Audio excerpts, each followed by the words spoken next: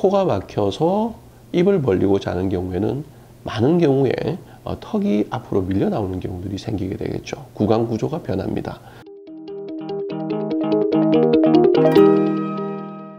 안녕하세요. 한의학 박사 심재원입니다. 자, 오늘은 성장에도 방해가 되고 삶의 질을 많이 떨어뜨리기도 하는 우리 비염에 대해서 얘기를 해보도록 하겠습니다. 비염을 분류하는 방법은 여러 개가 있지만 저는 한의사로서 한의학적인 방법으로 비염을 이제 분류하게 되는데요. 그래서 아이든 어른이든 이렇게 분류했을 때 가장 효율이 좋았던 것 같아요. 첫 번째로는 이전에도 설명을 드렸던 것처럼 담음에 의한 비염들이 있습니다. 즉 혈관상의 노폐물들이 필연적으로 염증을 유발하게 될 때 그때 비염이 심해지는 사람들이죠. 그래서 어지럼증, 메스꺼움, 소화장애, 그리고 변비나 설사 같은 또 가스가 많이 차는 그런 대장 상태를 보여주는 이런 분들이 비염이 있을 때는 단순 소염제로 통하지 않고요.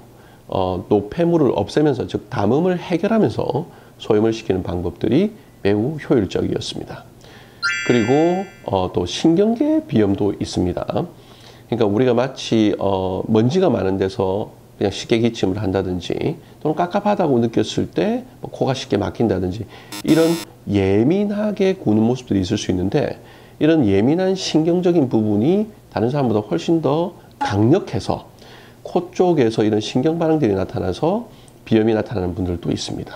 그래서 이런 경우에는 한의학에서는 복령이라든지 황련이라든지 이런 약을 대장으로 해서 신경계를 강화시켜서 비염을 이겨내게 하는 이런 치료법을 쓰기도 하죠.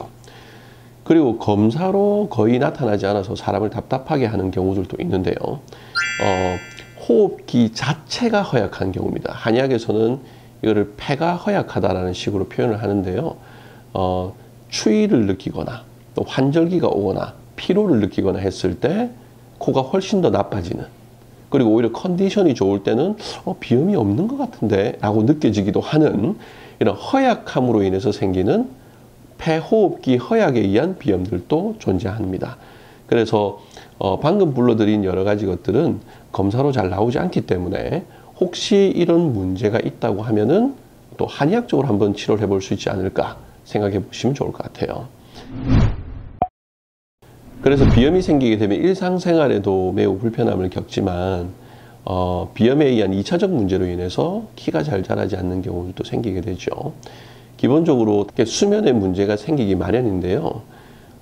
깊이 잠들었을 때 가장 키가 잘 자란다는 건 너무나 많은 분들이 아시는 상식이죠. 당연히 키를 방해받게 됩니다.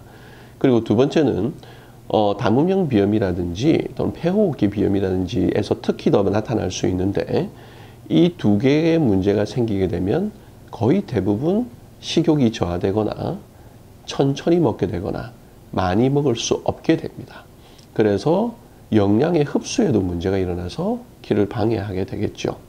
그리고 마지막으로는 요즘 아이들한테 특히나 관심이 많겠지만 코가 막혀서 입을 벌리고 자는 경우에는 많은 경우에 턱이 앞으로 밀려 나오는 경우들이 생기게 되겠죠. 구강 구조가 변합니다.